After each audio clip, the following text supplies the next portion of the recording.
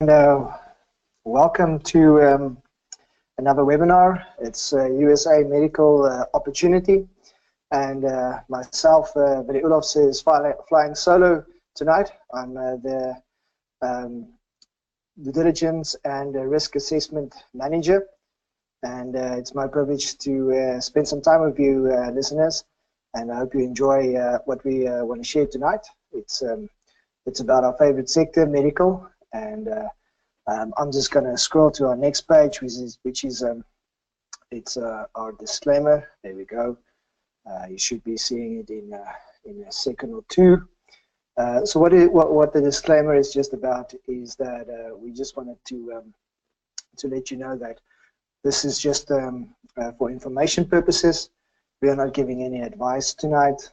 If you're interested in what you've learned tonight, and you want to partake in one of the opportunities that Wealth Migrate is offering, please consult your investment advisor. And that's just what the disclaimer says. I'm just going to give you a second or two before I carry on, so you familiarize yourself with it. We really want to make sure that we adhere to the regulations, so I'm just going to give you 1 second or two more just to familiarize yourself. All right, yeah, so I think the main idea about this evening is to talk about Wealth Migrate and the medical investment opportunities that we have. And if you are new tonight, I'm just going to run through who Wealth Migrate is and what will work well for who Wealth Migrate is. So let's get cracking. I'm just going to do that so that you don't focus on me, but are able to focus on the slides. So the Wealth Migrate is now in the third year, and as you can see from the numbers, that we got members now from over 97 countries. That is come across us and wants to migrate some of their money into the real estate markets. As you can see, we started off initially, the investment hurdle was around $100,000 that you need to come in. See that that transaction average has started to creeping down to 52,000. And our membership base have grown now to 6,000, which we are quite proud of and quite excited, because that means that we are in the position of changing people's lives, and that is our aim, is to really enable the majority of people that don't have the luxury of investing into property and empowering them to invest for themselves in the real estate market. So we're quite excited by that. As you can see, is that we've raised over 57 million.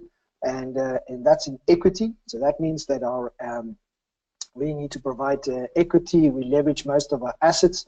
So this is not deal size. The deal size is approximately 300 million. So that's a good chunk of equity that's already been migrated through Wealth Migrate and our platform. So that's just a quick summary as to what Wealth Migrate has done. We've recently been awarded in China, and that's our colleague Hank that's receiving a trophy for the due diligence that we've done here.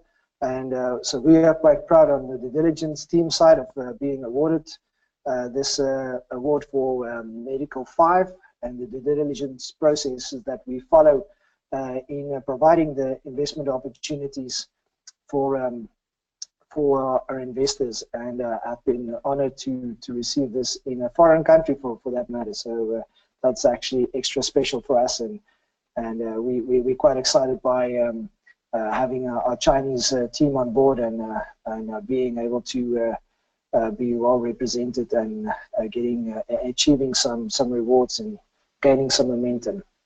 So what our investment strategy is that we look into different sectors, and the favorite sectors that has been established for the last 3 years is the healthcare and multifamily. If you've noticed on the website, unfortunately we don't have a multifamily project as of today, but myself and Michiel and Henny is flying out to the US next week to see if we cannot get some more, not only healthcare properties, but also multifamily properties. This chart is actually from our DLA Piper report. That's actually a number of experts across the US that actually rates what sectors they believe is going to perform well and has performed well in the last year. This stats is actually from 2016, and we are waiting an anticipation for the 2017 to see if healthcare is still the #1 sector, and that's why what this webinar is about, that we're going to talk more about, is the medical opportunities and why we love it. I'll get more into that detail just now. So that's why you would see that we're also looking into industrial, which is mostly your warehousing. We see a lot of activity if you consider now Amazon and the e-commerce growing in the extent that it does. Those guys need some office or warehousing space, and for that reason we will be looking into having some office warehousing hopefully in the not too distant future, as soon as it makes sense and we can get a good deal, as we usually does with the medical office blocks that we are able to partake in. Important thing just to note is that usually for us is that we partner with a established partner, and for that reason it does take a bit longer for us to get into a sector and establish that sector. Most of the listeners that might have been following us would have seen Monty Lee, that is our PPA partner and our multifamily expert. He recently visited South Africa, and since his visit, the Waterridge project actually closed within less than a week. So just from the quality of the partner. So watch out for that space as we grow into some additional sectors. And but we like the medical sector, and what I'm just quickly going to run through is our track record, which is actually just underlying this. I'm not going to go into much detail. The whole purpose of it is just to show to you that we have been in the medical space. So this medical aid project that I'm going to present a bit later, opportunity, is it's actually not our first project. This medical one is our first flagship that we've launched in 2014, and as you can see, is the investment distributions were around 10% annualized that we're able to pay out in Q1. And so that's, as you can see, the projected returns initially when we started off was around 8.3%, and we were able to actually get that up to a better rating just through efficient leasing and actually building out some of the vacancy, adding some value to it. The next one is our asset that's actually performing the best at the moment. It's actually we're reaching 11.22% that has been paid out in Q1. It has also been closed in 2015, so it's also been on the books for a while now. As you probably would have noticed from the first one, it's also in the Atlanta, Georgia area. Then the third building that was finalized January 2016. This has also been doing well in relation to what we projected, is around 8.49%. This is probably one of our beautiful buildings, and it's well located in the Atlanta market. And then we've got the recent asset last year, or our last asset that we've actually bought in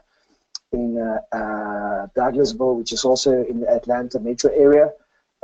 It had its first pay distribution in Q1, which was 8.29%, which was also a bit above the projected 8% that we achieved or projected for, and was closed in July 2016. Then the most recent medical building that we've closed in May 2017 was Medical 7. That was our first building in Texas, and we should be, the investors that invested in this project should be receiving the first dividend in the next week or two when we finalize the quarter two's dividends. Unfortunately, I cannot speak on what the returns would be. I've not seen it, but it should hopefully be, well, not hopefully, it should be in the region of what we forecasted. Then just for a summary perspective, as you can see, is we've got 5 medical buildings already on the books, and the hurdle rate that we wanted to achieve around 8 to 7%. As you can see, is we've actually been able to achieve that on all of the buildings, and we do foresee that we should on Medical 7 actually achieve that same similar rating or hurdle rate. So as we can see, is that this is the multifamily. This was our first multifamily that we've actually closed in October 2016. It also have been within the projected returns that we've advertised for the first quarter, and we should hopefully be able to continue that during the course of the year. As you might have not known, is that this is sort of a refurb exercise. So we buy a bit of an older building, refurb it, and then that actually gives us a value add that at the end of the day will not only increase your cash flow, but also increase the value add. Then we've got Waterridge Multifamily 3. Multifamily 2 was actually closed quite quickly. So Waterridge is the one I referred to that is been recently closed in this month quite quickly. I see I have a question that I'm just going to field now. What about Medical 4 and 6? Well, Mark, the reason why there was no Medical 4 and 6 was due to the due diligence process that we follow. We get a period when we do the investment. Sorry, I'm just going to keep one back. When we done the due diligence, it was clear that one of the tenants weren't able to actually afford the leases. So we go into scrutinizing the tenants quite well, and for that reason, so how the process usually works is that you put the property under contract, but you do allow for a 45 due diligence period. So you have to put down a deposit first, which is refundable during the 45-day period, and during that period of time, we scrutinize everything that we possibly can. I'll run into more of that detail, what that exactly entails, but in short, Medical 4 and 6 actually failed the due diligence that we've done when we, after we initially launched it. So I hope that answers your question, but don't worry, I'm going to explain more into detail as to what exactly it was. All right, so I'm going to carry on now. I just want to quickly just check. Right, so why do we love medical real estate so much? I mean, that's no one likes going to the doctor. I must admit, I'm one of those guys that if I can postpone going to the doctor, I will do so.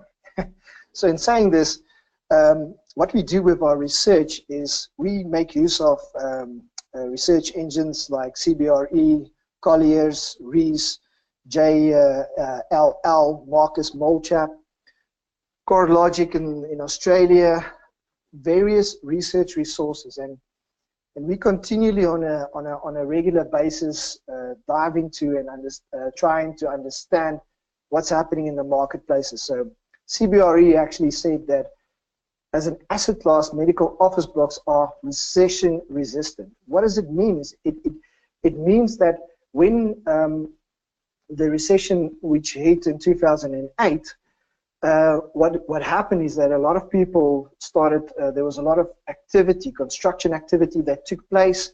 So there was buildings built, house prices went up because everyone is investing into that. But at one stage or another, that whole process stopped because the interest rate went to such an extent, and the people started being unable to afford those payments. Now, what we also have to know about the 2008 Great Recession was because of the banks being creative, doing subprime mortgage lending, which caused that the people actually paid less for their properties. And then with the intention that because of the value of real estate, keep that usually over amount of time, actually you will have growth in it. That was sort of the reason why the whole market sort of collapsed, because there was people owning property that they actually couldn't afford, and then the bomb payments, much like when you buy a car with a balloon payment, when that kicked in, the market collapsed. Now, in saying this, is that caused the whole hemorrhage on the residential market, which effectively spilled over into your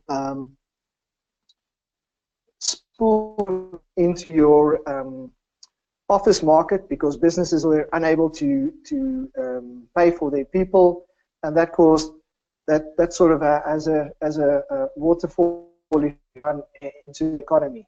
People start losing their jobs. Office blocks starts to lose tenants because they cannot afford the property anymore, and that causes the recession impact that we've seen in 2008. Now, if you consider this, what happens with the medical office block? People still going to seek, probably going to move, and for that reason, it makes it more resilient in the recession market, because it's not reliant on the job market per se. Yes, there is a certain extent of people that will be unable to afford healthcare if they don't have a job, but for that reason we try to make sure that when we enter a market, specifically in the medical office block space, there is enough people that will be able to afford that. So we won't be buying a building that's in an area that actually to afford healthcare in that particular area. You know, so just keep that in mind. And that's also one of the reasons why we probably won't have a property in the UK in the medical office block space, because they've got a national health insurance, which is actually it doesn't really make sense to have additional facilities like we have this opportunity now. So we've got a great opportunity. So what we discuss here in the medical real estate space is mostly related to the US economy. So JLL's view is long-term market fundamentals will remain favorable for real estate investors. This is actually their projections for 2017. Yes, we're halfway, half year now, and we should be seeing some new reports coming out. But from all the reports that I've actually drawn in the last week or two, nothing is convincing me that this trend is not going to stay on track. The reason behind that is because doctors actually are generally good tenants and will usually sign long-term leases because they are driven by a high tenant installation cost initially to set up all their. They have to have specific things depending on their speciality that they will require in a tenant installation, which means that they're not probably going to be able to or want to pay additional cost in moving every 2 or 5 years. So that's why they usually sign a 10 to a 20 year. And it's also driven by patient geography, you know, client retention, because they settle into a neighborhood. They probably go through 2 or 3 families where they in that particular area. As well as if we look into specialty area, you've got your machinery, imaging. It's sensitive equipment. It doesn't want to be moved. So once it's installed, it's installed. So and what we also like specifically in the Atlanta area is that you get a certificate of need. So that means that there's not another health practice that's going to pop up with the same expertise that you've got.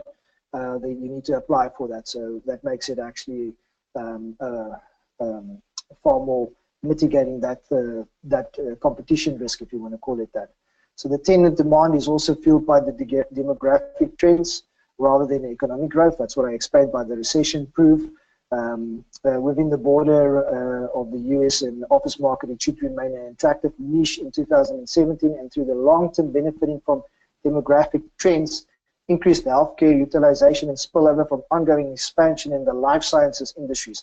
So what CBRE is saying is that even though the technology changes to such an extent that it extends our life to a certain extent, and people actually will make use less of medical facilities.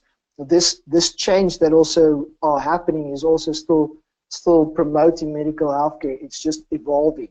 So that's just an important thing to keep in mind, is that it will always morph with technology changes, because people are still going to be sick, and some people will probably not be wanting to using that new technology that's on the market, so still skeptical, I would say. So medical office blocks are well positioned to capture more foreign dollars in 2017 as buyers seek out higher yields. So what we see is that in markets like the UK and the Europe, those markets still don't is just starting to pick up. So what you see is that people are still looking for asset that generates good cash flow, where they can actually park their money, and that's why you see a lot of medical office block investments from foreign people wanting to go into the market, much like Wealth Migrate does. So if we look into the market in more detail, there's a lot of people that or let me rephrase this. Obamacare and the Affordable Care Act has been publicized quite well this last couple of months. I know they're looking to vote again on it this week. They've actually even got the senator out of his sick bed to come and vote to try and make changes to the Affordable Act from the Trump guys, the team. But the thing that mitigates this for us is the fact that the population of the US is 325 million people strong, and it's projected still to grow by 23% by 2050. The population growth of the population of over 65, as you can see from the stat to the right, is also quite substantial, and it's going to double by the year 2050. So what we still see because of that is that there's a lot of change in the market with outpatient care. So the doctors are moving into the demographic areas, and that's what you will see by this opportunities.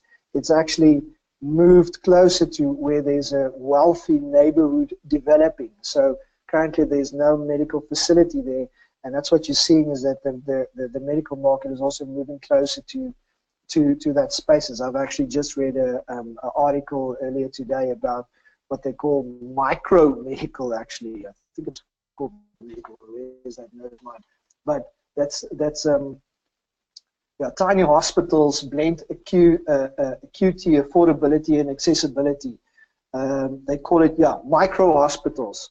So there's a continued change happening in the healthcare space, but because of the enormity of it and people's need to be healthy, there's preventative measures that needs to take place, and that's where the care delivery model is starting to change by the baby boomers and millennial generation that actually accepts these new changes and evolving in the modern medicine. And what is great about this opportunity that we also are bringing and talking about tonight is that it's a new building. It's in a new area. It's also what the market wants. They want a newer property with all the modern amenities to actually make sure that they actually can support these the new generation of millennials coming through, understanding the new technology. So what I actually excluded from the Affordable Care Act is that out of this 325 million people, 86% of them already has some sort of medical care. And that's what's great about a medical office block, is the fact that that is supported by the numbers of people that has got some sort of medical insurance. So it doesn't come mostly out of their pocket. But in the case where with the Affordable Care Act, the idea is to actually make some changes that actually will allow people to actually still have medical care, but will cost the government a bit less, which essentially will create more jobs, which will put more money back into the economy, which will actually enable those people to be able to afford healthcare insurance on their own. So that's the way I see Obamacare. But we're watching it carefully, and we will adjust it. We've got our independent investment committee that on a regular basis look into what happens in the market and adjust as we go on. So now I've set the table. So let's look at the future project. For those that probably have not seen it, it's called ASC Medical Aid. Now the ASC, just so that you know what it stands for, is Austin Street Capital. Austin Street Capital is the capital arm of Hattrick Developments. So I'll talk a bit more about detail into Hattrick Developments a bit later. But in essence, what it amounts to is that they develop the property, and once it's stabilized, so this building is built in 2014 with 10-year leases in place. It's a 3-story building, about 34,600 square feet of gross lettable area, and they stabilized this asset with long-term leases in place that is triple net.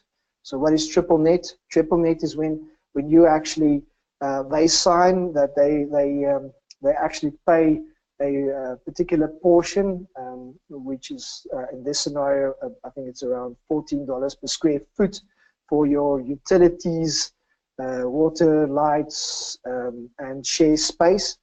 If in the case that by year end the utility bill actually ran up because for some reason the tenant actually forgot the tap open, so now the water bill ran up, you can actually charge the tenant, and that's what makes triple net leases so great, is that we can actually beforehand we can actually establish what the returns will be, because the expenses are to a certain extent capped. Now this building, as I mentioned earlier, is in Texas, and I must admit I love Texas, not just because it's a at-will state. So it means what at-will means is that it is a state where you have the ability to fire someone, which means that you can do proper business. It's not a long-winded process like in South Africa, where you need to go to this court and that court before you are able to get rid of a deadwood that is actually costing your business money. It means that they want to do business, and that's what we're seeing is they've actually capped their medical malpractice. That means the doctors can do business, and that's what we like as well, is that because when the doctor makes money, it means we as a property owner makes money because he pays his rent on time, and if his business goes well, his practice goes well, let me just restate that, then you would love to have more space, which means that we add value to the property, and that's great for business. What's important for us is the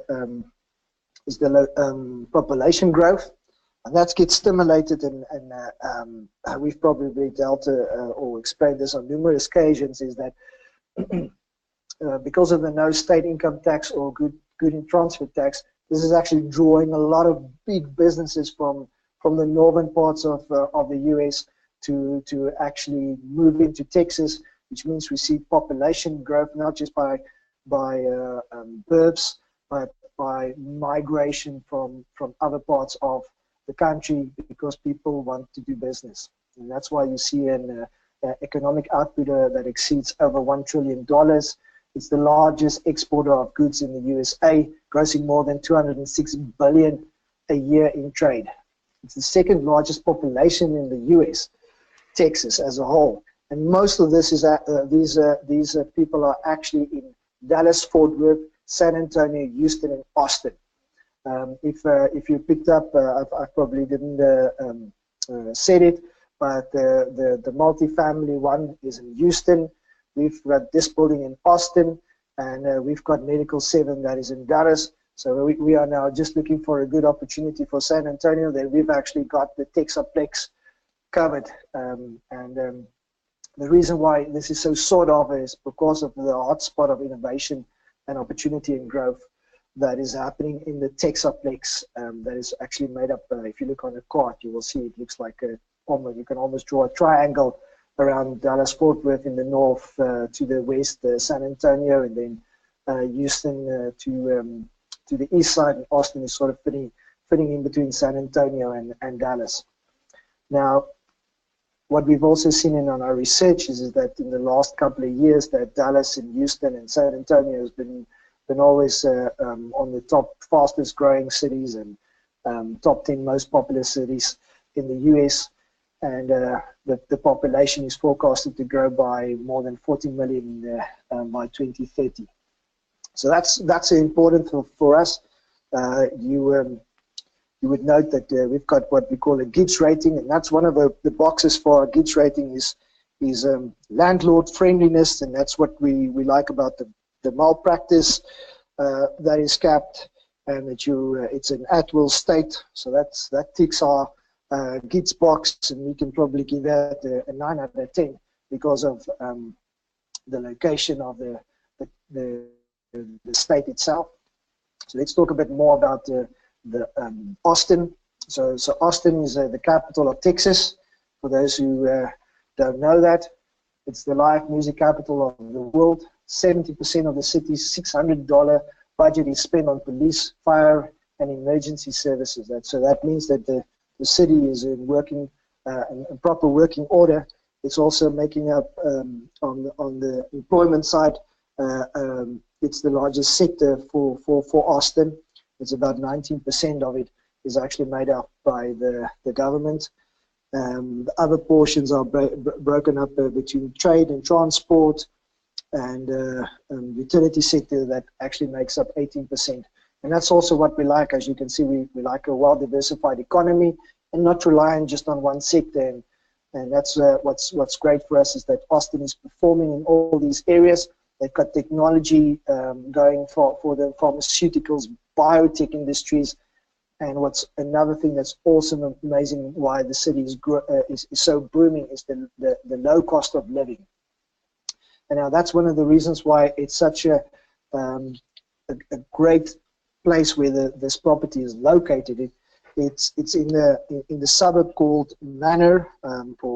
I call it a suburb because it falls within the metro of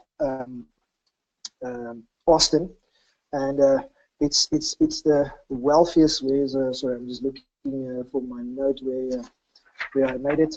So it's the property is at the entrance of the wealthiest master plan community, which is called Shadow Glen. So that's why the building is called Shadow Glen, and it's over 1,400 acres planned unit development. I think it's over 3,000 houses that's going to be built there and is in process of being built. So it's still developing. So we're seeing that the city of Austin is sort of creeping up to that Manor suburb. And what is important to note is that because of this influx of people coming into the city because of the low cost of living, a lot of the established people are looking for a bit of a stretch out, and so you see them moving into these what do you call it? What do they call it? Sorry, I'm just looking for my word now. Community. It's a planned gated community in that area. So that's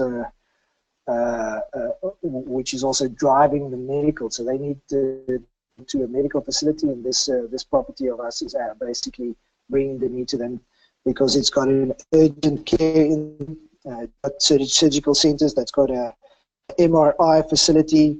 They've got a pharmacy there. So all the basic health needs are being met by this particular building of ours.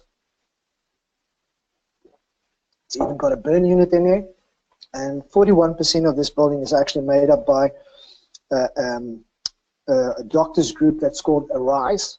Now, Arise have been recently bought over by Surgical Care Affiliates, which has been bought over, I think it was around February, March, by United Healthcare. So we've actually seen how the building demographic is going to change a bit, but we've got a solid lease agreement in place, which actually will make sure that we do our 95% leased out. So the property is actually, there is a small portion that we've got under a master lease, as well as we forecasted some portion of it because it's a shared unit in the property, and it's been discovered when the financials have been closed the end of last year that that particular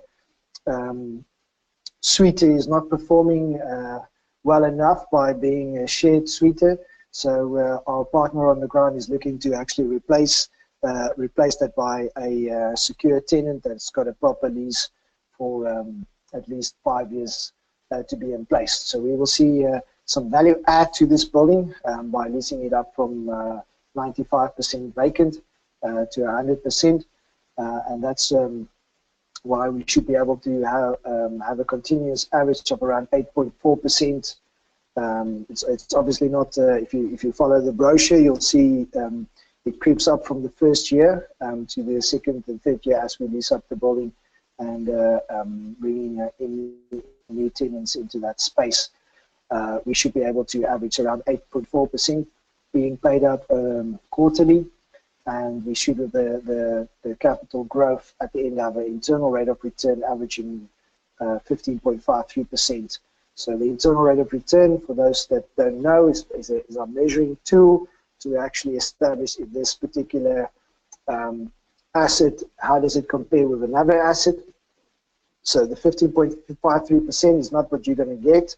It's basically just taking the 8.4% average and adding the capital gain that you get in year 5, and that basically takes in consideration the time value of money, and that'll offer you a return of 15.53%.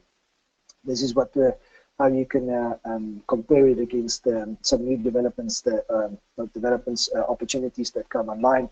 Then you can see if, how does it measure.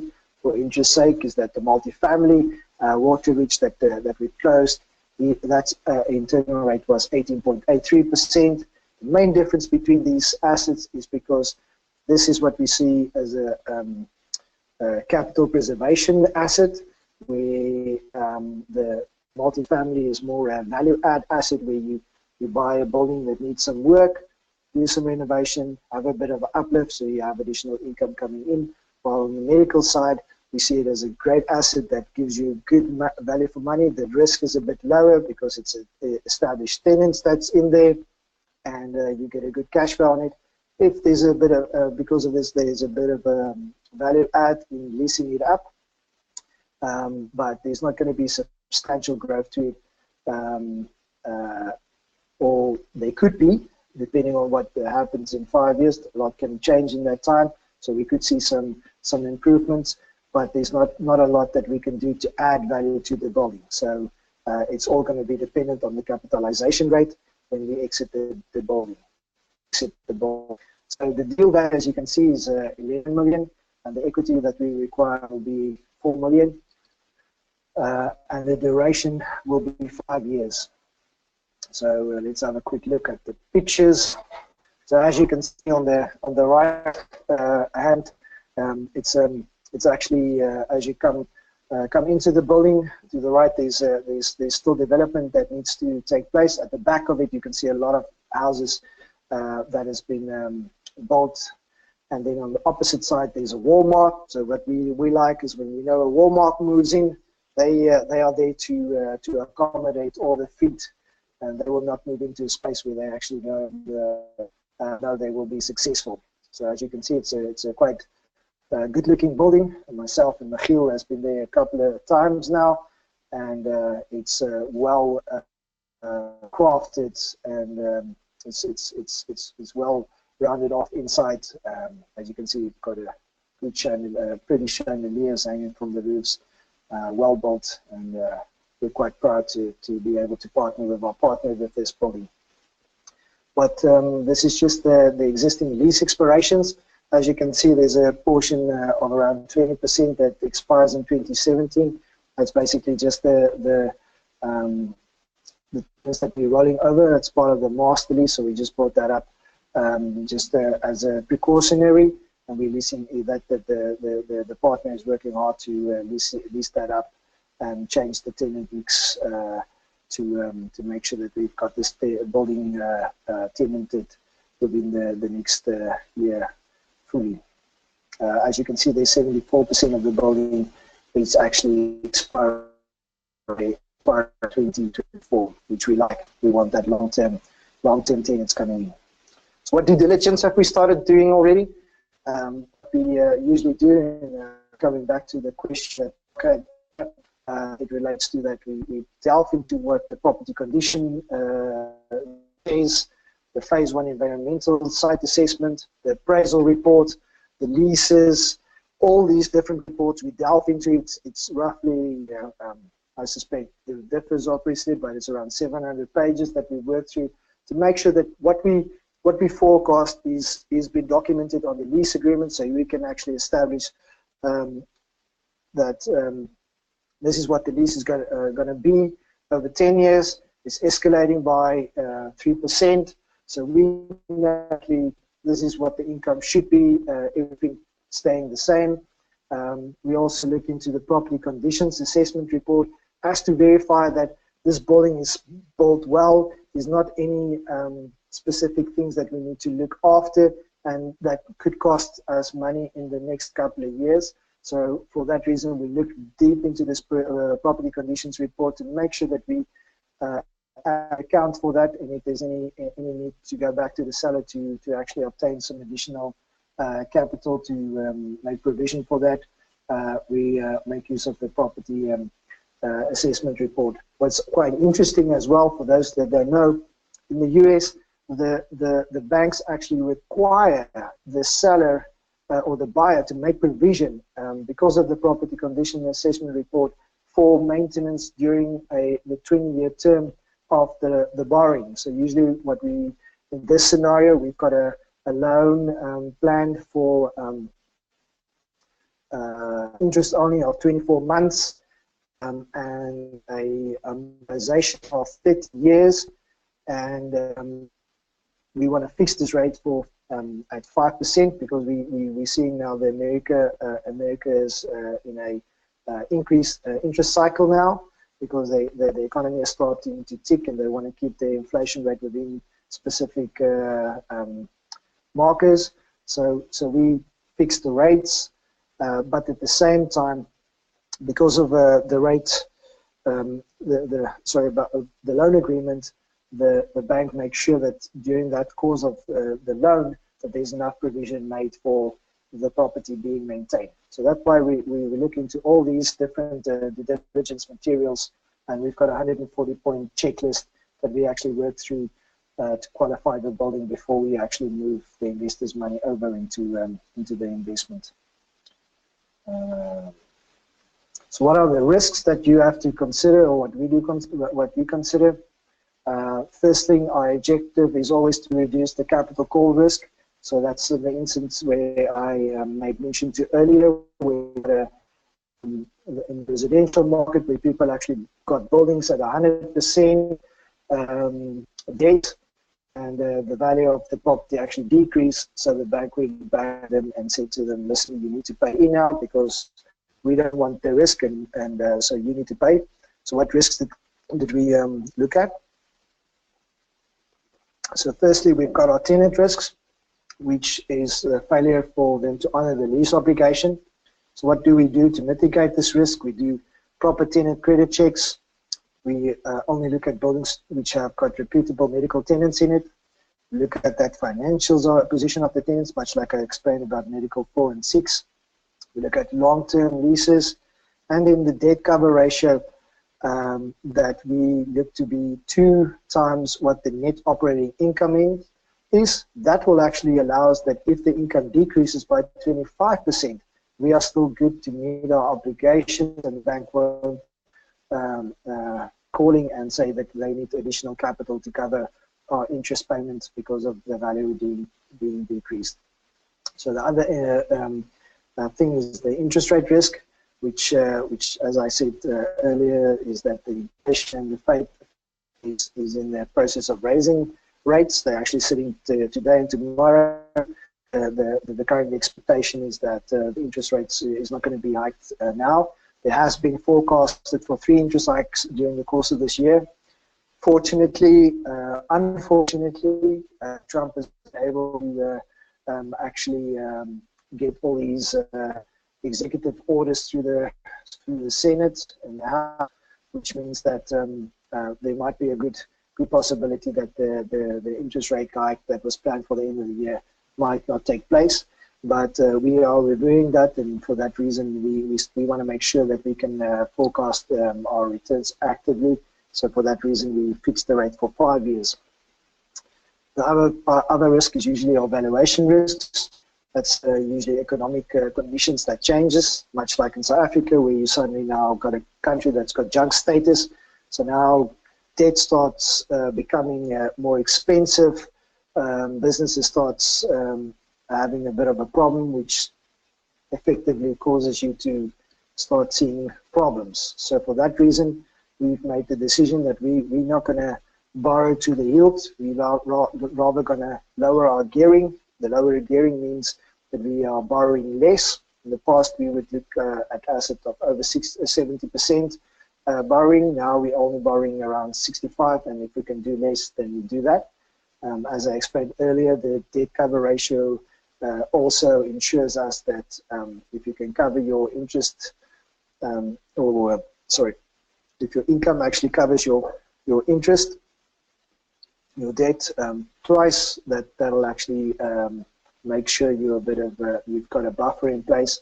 And then the other important thing is that we only want to try and do borrowing from lenders like a Capital One, which is a strong bank that's got a proper balance sheet that's not going to give you a call unnecessarily, because their balance sheet is well established. So what is the exit strategy? We plan on holding it for 5 years. During the holding period, the Independent Investment Committee will continually review the market conditions, and if the market conditions allows us to sell it, we will consider the best exit opportunity for the investors. If, for instance, we reach the point where it's 5 years, again, the market conditions will be assessed. If it's favorable to exit, that will the committee will proceed with the exit procedures. Or if Wealth Migrate receives a favorable unsolicited offer at that period of time, or if the market conditions indicates to postpone the exit, the Independent Investment Committee will consider that option as well, always looking after the best interest of the investors. So as I said, we've got our GIDS rating system, and that's based, as I just sort of walked through, so is looking at the location of the country, needing to be landlord friendly, majority of tenants need to be in place, there needs to be triple net leases, the age of the building, if there's a value added possibility, the population growth, the financials, meaning the average lease duration and the tenant quality, and our sector preference, that is actually medical. But finally, the most important thing for us is our partner on the ground. That's, like I said, is Hattrick Developments. They develop the property, stabilize the asset, and then they sell it off and still stay in it because they've got so much pride in their particular product. They like to stay in as well. So they give us the opportunity to raise equity to partake in the property, to enable them to roll that equity again into new property developments, and hopefully in the next couple of months we can actually bring another awesome opportunity from the Hattrick Development stable in Austin Street Capital. Reason being why we like them, why we've approved them as a partner, They've got over 25 years experience in the medical industry. They're a niche player. Why are they a niche player? They actually got a following of doctor groups. So you'll find usually in most of the other buildings, they've got the same sort of tenant doctor mix, if you want to call that. So they basically they've got a following. They also will sponsor the debt. They've got an available pipeline of deals, and they've been able to successfully managing most of these properties. So they are well established, and we've actually built this relationship for the past 2 years now. And we are hoping in the trip that we are going on next week to actually secure 1 or 2 other properties from Hattrick, and we are quite excited about that. So that's in summary what I wanted to walk through. So I'm just gonna give you guys the opportunity now to also ask some questions. I've actually seen there's a whole string of questions that actually came through. So let me just quickly have a look as to what the questions are. So just give me a second. I struggle with the multitasking and talking and reading at the same time. So so I see the first question: will the capital growth on the exit also be paid out as a dividend? Yes, all projects. Money will be paid out if they go through the Tropics or through the platform. The capital growth will be paid out as a dividend, because the capital growth taxes will be actually paid in the US before the money leaves the shore. Then let me check. Frank has been answered. Would it be better? An amount instead of a monthly installment, or could you stop a monthly installment? Nick, yes. So this is a good question. I think what we aim at Wealth Migrate is to provide the potential investor with a number of opportunities. What effectively will happen over here is that this opportunity is only limited time based. So what you will see is that we've got a closing date, I think, planned for the 15th of August, which means that during the 15th of August till now, it's not a lot of days, but during that time you can actually have, if it's 2 or 3 months that we raise the cap, then you can actually have a monthly installment plan for this particular building.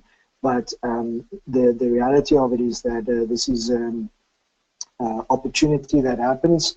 That's once we have circumstances where in some instances we might have more capital coming available during the course of the investment because of someone that is looking or needing to exit the deal, and only then you will be able to partake again.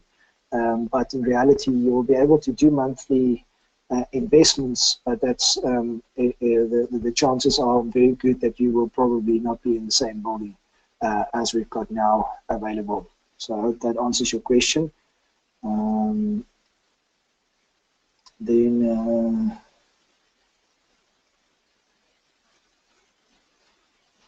Okay, yeah. Hildrich is asking, why do we exit these? Why do we exit the deals if we get such good returns? Well, it's to make sure that you do get these returns. So the idea is that we want to empower the investor to actually grow your capital. So for us, it's important that you do get a good cash flow, good income from these investment opportunities during the course of the investment period that we plan. But at the end of the day, if you are able to actually get some money in 5 years with your money back with capital growth of a 20 to 30%, that means that your capital is effectively have grown, and you can actually reinvest that into a new asset with the opportunity in 5 years to add additional 30% again on that 130 that you got back. So for us, it's to ensure that you can have proper capital growth through real estate investments, and there might be the opportunity that if the asset is doing well and enough people want to stay in, those that don't want to stay in, we can probably then refinance it, as I explained to Nick, that could be something that we can consider. But for us, it's important that we assist the investor to actually not only protect their wealth, but also grow their wealth. So I hope that answers your question. What is the reason for the previous medical building having a return of around 11 and the rest of are around 8%? So Francis, yes, the reason for that is that when the asset was bought, I think it was probably a month or two after that, one of the tenants actually requested it, that they wanted to build out their suite and actually had some additional tenant installation requirements that caused the rental income to grow because of that. So that is the reason why that asset is doing so well, is that we actually bought it at a good price and had the ability to quite quickly lease it up 100% and add some value to it, which actually gave us the opportunity to increase it to 11%. The other important thing that I also just want to mention at this point is that we want to make sure that we're also quite conservative, and we'd rather want to make sure that we actually reach our hurdle rate of 8% than over forecasting. So most of the assets during the course of the holding period will actually reach above 8% is what we intend to. And in most instances, most of the buildings that we intend to invest in has got some sort of value play, that there's a value added proposition that actually will increase your returns over the period of the investment. But yeah, medical too is definitely our golden star, and the timing was right, and that for that reason it's actually performing so well.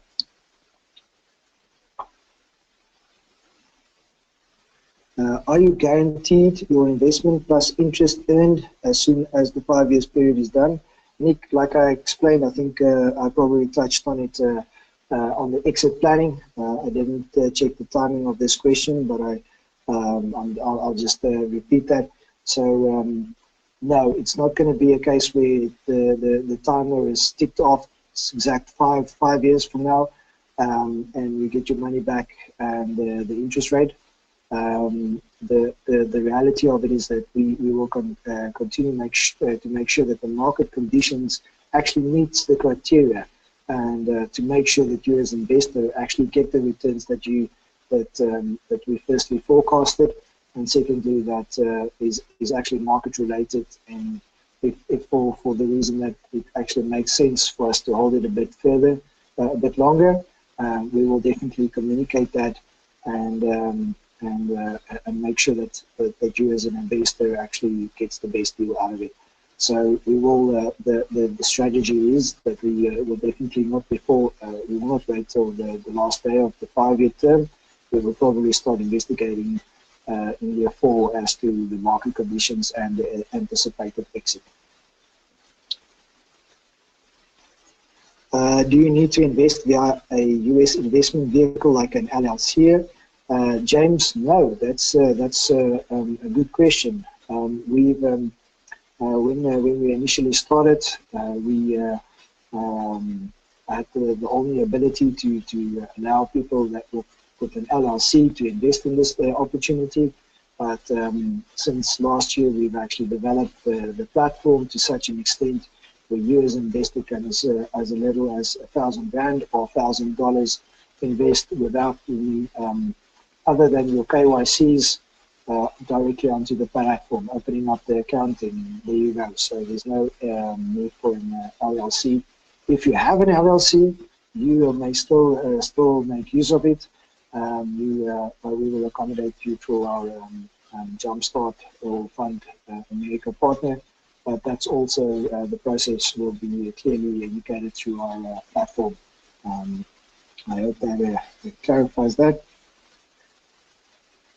How do you invest and how much? You never say a word about it. Danita, yes, I think that's where the consultants come in. I'm going to I'm going to let me do it this way. I'm going to actually change the slide over, and I thank you guys enough. So that's the next steps. Thanks for that question, Danita. I hope this actually answers that question for you. So you sign up, register, and gain access to carefully selected real estate investment opportunities. The sign up is actually on wealthmigrate.com. Select the investment, choose the investment that suits your investment profile in a property type, location, risk tolerance, and return goals. Transact online by completing the investment process online, including signing and uploading your legal documents. That's your KYC or proof of address, and then managing your portfolio all online. So I hope that answers that question, Danita. Thanks for pointing that out. I'll make a note of that.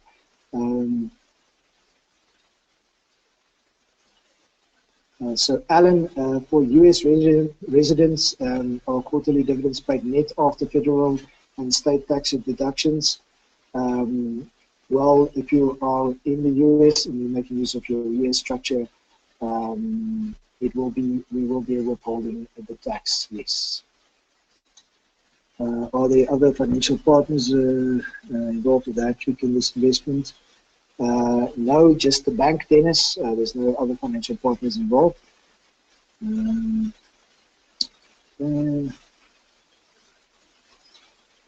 Also, do you have US-based offices? Yes, Frank, we do. We've got a office in Atlanta. So there's and we are actually building out our team on the ground in the US as we speak. That's one of the reasons why we are going to the US next week. So we're actually building out our team there on the US ground, but we have got a US number there.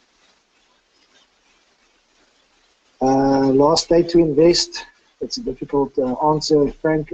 If you raise the capital beforehand, we are aiming for 15th of August.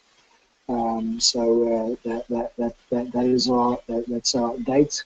But I think the last date would probably be 31st of August.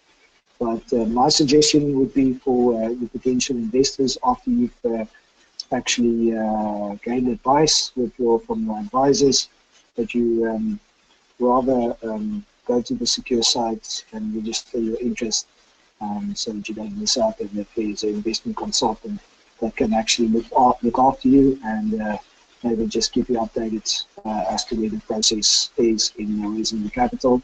We have seen a situation where we had a recent situation with Waterreach where we actually raised the capital within a couple of days, and there was a lot of investors that was very unhappy because they've missed out on the opportunity. So for that reason, I want to encourage you to seek your advice, to register your interest and get the documentations ready, and contact a consultant. Francis, I think the question you've asked, I've communicated that to you on an email before. The SA Trust Investment Offshore Investment Platform. My answer is still yes, that the SA Trust should be able to invest in that. Do we pay capital gains tax in the US when the building is sold? The entity does pay capital gains tax.